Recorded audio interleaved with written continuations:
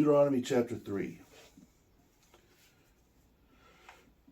Then we turned and went up the road to Bashan, and Og, king of Bashan, came out against us, he and all his people, to battle at Edrei. And the Lord said to me, "Do not fear him, for I delivered him and all his people and all his land into your hands. You shall do to him as you did to Sihon, king of the Amorites, who dwelt at Heshbon." So the Lord our God delivered Og, king of Bashan, into our hands and all his people, and we struck him until none of his seed remained. Also at that time we conquered all his cities. There was not a city we did not take from them, 60 cities, all the region of Argob, the kingdom of Og in Bashan. All these cities were fortified with high walls, gates, and bars, besides a great many cities of the Perizzites. We utterly destroyed them, as we did Sihon, king of Heshbon, utterly destroying every city, one after the other, and the women and children. But all the cattle and spoil of the cities we took as booty for ourselves. At that time we also took the land from the hands of the 2 kings of the Amorites beyond the Jordan, from the Arnon River to Mount Hermon. The Sidonians call Hermon Sirion, and the Amorite calls it Senir.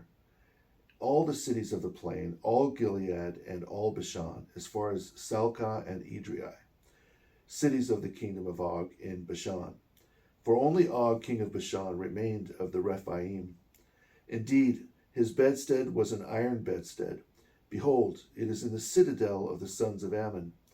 9 cubits in its length, and 4 cubits its width, measured by the forearm of a man.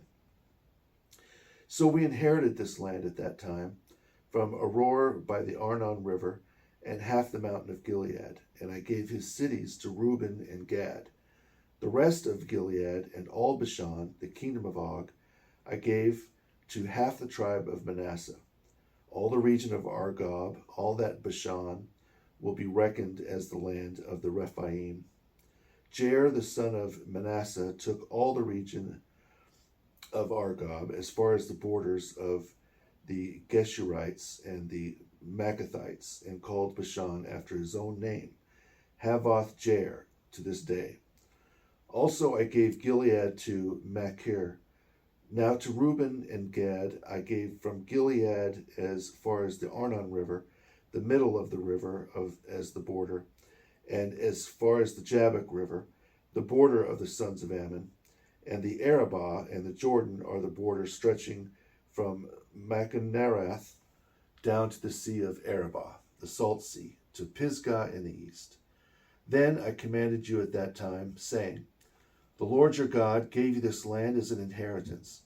All you men of valor shall cross over armed before your brethren, the sons of Israel.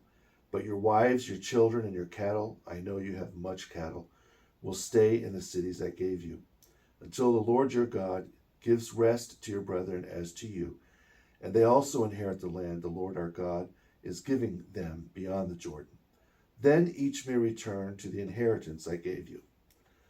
Then I commanded Joshua at that time, saying, "Your eyes saw all the Lord our God did to these 2 kings. So will the Lord our God do to all the kingdoms through which you pass.